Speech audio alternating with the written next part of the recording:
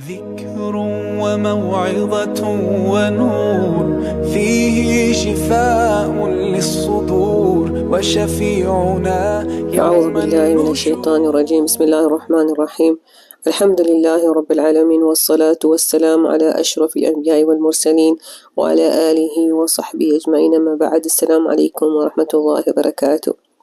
leo tutachukua moyo ule ambao hauna hatia, moyo wenye baraa, moyo ambao hakufanya makosa, au nafsi au mtu ambaye amezuliwa na yeye hayuko katika ile katika ile dhambi.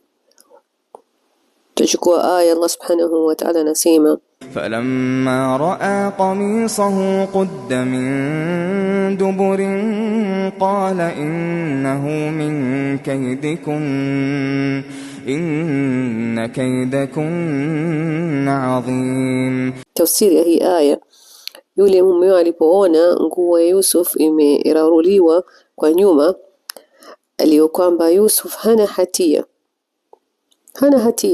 na akasema kumwambia mke wake, urongo huu uliomtuhumu na kijana huyu ni katika jumla ya vitimbi vyenu, enyi wanawake, kwani vitimbi vyenu ni vikubwa. Subhanallah, unapokuwa wewe huna hatia, huna kosa lolote, subhanahu wa ta'ala anakuhami, anakuletea ushahidi wa watu wengine kukuondoa na lile kosa ambalo umezuliwa au ule uzulio. Lakini hapa moyo wake amehiti Nabii Yusuf kuwa ni mzuri na ni mwaminifu. Kadhalika tusisahau alikuwa baraa anayefisisha ndugu zake wakamtia katika ile katika ile kisima walivyomtupa bila kuwa hana hatia yoyote. Na sisi kadhalika tutafikwa na mitihani kama hii. Tunapofikwa na mitihani kama hii, tujue kama ni moja katika mitihani, tunawajibika tusubiri na tusiwe ni wenye kushtaki huku na huku. Laina ukiwa unayo haki, Mwenyezi Mungu haki yako atakuoneshia, atakubainishia. Na hii haimaanishi kama wewe ni bari, huna kosa, huna hatia, hutopata mitihani. Labda utapata mitihani ya kidunia, na mitihani ni moja katika katika sunna ya hii maisha yetu katika hii dunia. Idhan darsi yetu tunaochukua katika hii sura ni kujifundisha kama unapokuwa umepata mitihani kama huu, uwe ni mmoja wenye kuwa na subra.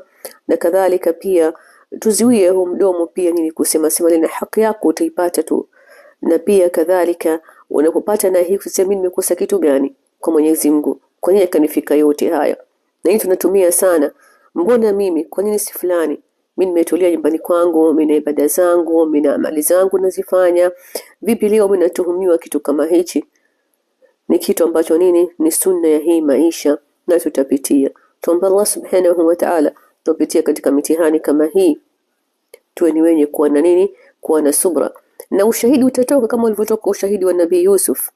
Wa shahida shahidu min ahliya, yani katoka ushahidi ndani ya wao. Kama hii kanzu imekatwa kwa mbele, kwa hivyo mwenye mkosa ni nani?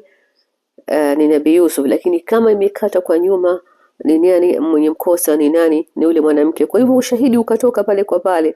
Lakini pia si manate kama umetoka ushahidi wa kisawasawa na pia ukapata ukapata malawama au ukapata punishment, ni kwa maana yake mwenye kosa yule ndio mwenye haki.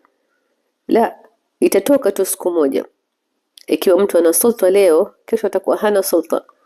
Na Allah subhanahu wa ta'ala atakunusuru kwa kwa ule upole wako, na ile kuwa huna hatia, na kule kusubiri kwako, na pia kule kujua kama huu ni mtihani kutoka kwa nani? Kwa Allah subhanahu wa ta'ala.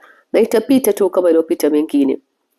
Allah subhanahu wa ta'ala atujalie ni wenye kuwa na moyo wa subra, na ni wenye kupata haki zetu kwa Allah subhanahu wa ta'ala. سبحانك اللهم وبحمدك نشهد أن لا إله إلا أنت نستغفرك ونتوب إليك. السلام عليكم ورحمة الله وبركاته.